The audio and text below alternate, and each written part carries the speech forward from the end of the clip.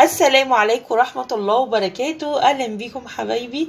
النهاردة بإذن الله جايبة لكم حاجة كده، يعني هي مختلفة شوية، بس فعلا أنا حسيت إن هي ممكن تفيد سيدات كتير جدا وبنات كتير جدا جدا، وكمان على فكرة ممكن تفيد الرجالة، مفيش مشكلة. يعني هي مش حاجة مختصة للسيدات بس، هتعجبكم ان شاء الله. انا بقول لكم عليها ليه؟ بقول لكم عليها لاني كنت حاسه ان هي مش مهمه وانا بشتريها، ولما جبتها واستخدمتها عرفت ان ليها استخدامات كتير جدا غير استخدامها الاساسي. ان شاء الله هتستفادوا جدا من الفيديو.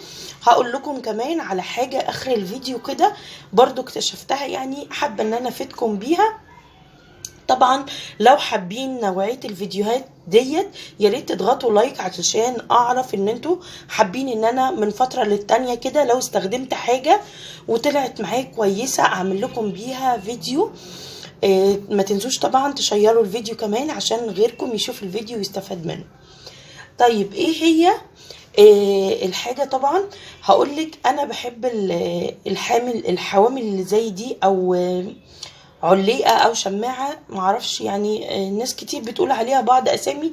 المهم انا بحب استخداماتها، مش مهم اسمها خالص. بحب استخداماتها، بجيب منها التقيل وبجيب منها الخفيف لان ليها اشكال كتير جدا.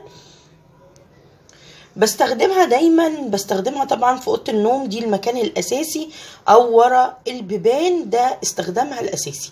انا بستخدمها كمان في المطبخ، بجيبها وبعلقها في السيراميك بتاع المطبخ، او لو عندك خشب هيكون احسن طبعا ان انتي تعلقيها. بس دي مش موضوعي الاساسي النهارده. انا يعني حبيت اقول لكم ان انا كنت بستخدم دي في الاول قبل الاكتشاف اللي انا جايبه لكم النهارده. كنت ازاي، يعني لو انت حابه برضو تعرفي انا كنت بعملها ازاي في السيراميك بتاعي. بين السيراميك يعني الفتحات اللي زي دي جماعه كده اهو، الفتحات اللي زي دي اهي، مش في الجدار نفسه، علشان لو عملتيها في الجدار نفسه السيراميك بتاعك، البلاطه بتاعتك كلها ممكن تتشرخ وتتكسر كمان. عايزه اقول لكم انا كنت عامله معاكم الفكره دي زمان خالص اهي. بصوا بين الفواصل وبدق مسمار، انا حابه اوريكم انا بدق المسمار فين علشان طبعا ما يعمليش اي شرخ في السيراميك بتاعي.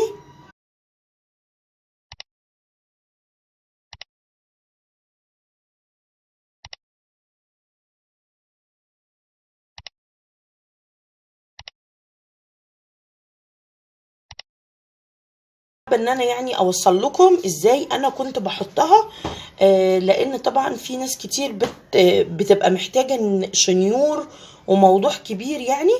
لو موجود الشنيور خلاص هيكون من الاحسن طبعا اعمليها. مش موجود الشنيور بمسمار كده، بس مسمار صلب، وابدأي ان انتي تحطيها عادي. اللي انا اكتشاف اللي انا جايبه لكم النهارده طبعا، وتقدري دي تستخدميها في كل مكان، على المجات، على المعالق، بتلم الدنيا والله. وممكن تستخدميها في الدواليب بتاع الاطفال من جوه كمان، بتلملك الدنيا جدا يعني. بتثبتيها كده في الظرف بتاع الاطفال والملابس اللي هم مثلا ملابس النوم بالليل، او هتلبسيهم حاجه الصبح، متعوده ان انت تلبسيهم حاجه الصبح مش محتاجه تتطبق، او مثلا جاكيت مش بيحتاج يتطبق، ممكن برضو تدقيها في الخشب نفسه من جوه وبتبدأي تعلقي عليها. ممكن انتي اكسسواراتك كمان، يعني بصراحة جميلة جدا. النهاردة بقى انا اكتشفت حامل جديد جدا اهو، هو ده اللي انا جاي اكلمكم عنه النهاردة. حابة ان انا اوريه لكم بتفاصيله اهو. ده شكله، معرفش هو موجود في كل المحافظات ولا لأ، بس انا هنا على فكرة يعني بيوصل لنا الحاجة متأخر شوية عن القاهرة، فاكيد موجود في القاهرة بوفرة يعني. انا ما كنت يعني انا مسكته كده في الهايبر عندنا، وبدأت ان انا افكر هو عامل ايه، مكتوب عليه حامل وبس وخلاص. فطبعا سألت هناك هو ممكن انا اعمل بيه ازاي او اثبته ازاي.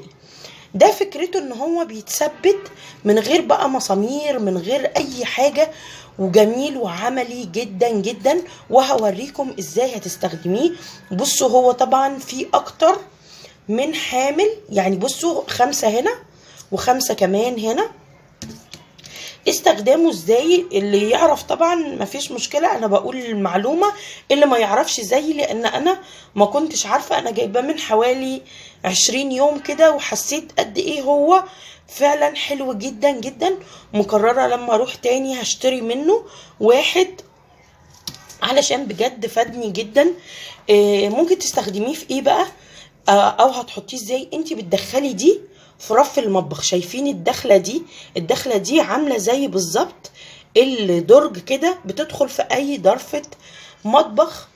انا طبعا استخدمته للمجات، انا عندي مجات كتير ازاز وسيراميك كمان، فاستخدمته للكوبايات الازاز، وفعلا عملي جدا جدا. تخيلت ان هو ممكن من هنا كده يبدأ يتفتح او يتني او ينزل لتحت، ما لقيتش كده خالص. بس عيبه الوحيد اللي حسيت ان المجات انه شال مثلا هنا 3 مش 5، لان المسافات قريبة من بعض، فالكوبايات بترجع لورا. ممكن لو كوبايات صغيرة شوية يشيل العدد كله. في الاستخدامات الباقية بقى، ايه الاستخدامات الباقية غير المطبخ خالص؟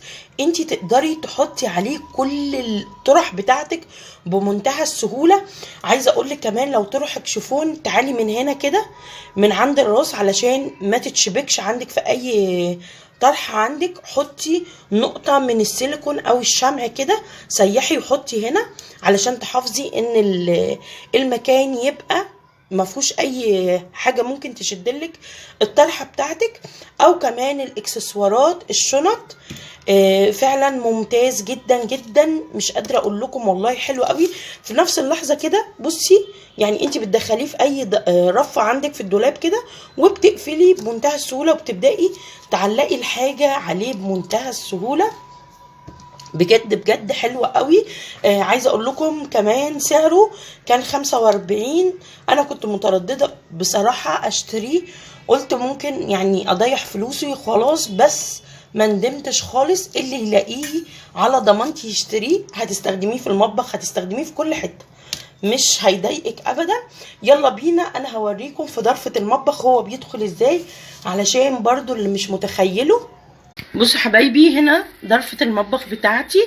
انا طبعا وسعت المكان هنا يبقى فاضي كده، علشان تقدري ان انتي تسحبي الدرج كله او الرف كله. ممكن كمان تحطيه تحت المفرش، بس انا حاسه ان هو ممكن يتزحلق على من تحت المفرش. ممكن يتزحلق بسهوله او يتحرك مكانه. اما انا هحطه على المفرش كده ما عنديش اي مشكله. اهو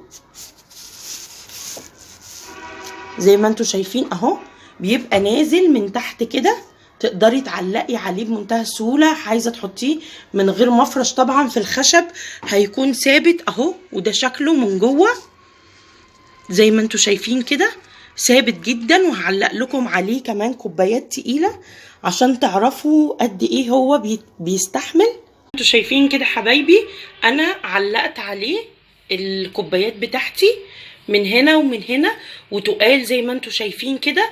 بس يعني يستحمل في الكوبايات او المسافة اللي من هنا دي، مش سايعة اكتر من 3 كوبايات هنا و3 كوبايات هنا. مريح جدا جدا بجد. لو لقيتوه جربوه هيفيدكم قوي. طبعا انا حبيت ان انا افيدكم بالموضوع بتاعي النهارده ده. يا رب اكون فدتكم. ما تنسونيش طبعا اضغطوا شير ولايك لو سمحتوا. وكمان لو حابين فيديوهات من النوعيه دي يا ريت تكتبوا لي ارائكم في الكومنتات، بتهمني جدا طبعا. ولو طبعا ما وصلش عندك في المكان اللي موجود عندك، استخدمي ده. انا كنت بستخدمه بصراحه، بس يعني هو شغال وكل حاجة، بس بيبقى مشكلته ان انتي برضو بتقعدي تدقي. ده بتشيليه من مكان للتاني، تقدري تستخدميه. لو زهقتي منه هنا تقدري تشيليه بمنتهى السهولة من غير ما تكوني فتحتي في الحيط او في الدواليب او في كده، وتحطيه في المكان التاني. يا رب اكون الفيديو النهارده عجبكم. ما تنسونيش طبعا زي ما قلت لكم في الكومنتات كمان قولوا لي رايكم، واشوفكم على خير في فيديوهات جايه. والسلام عليكم ورحمه الله وبركاته.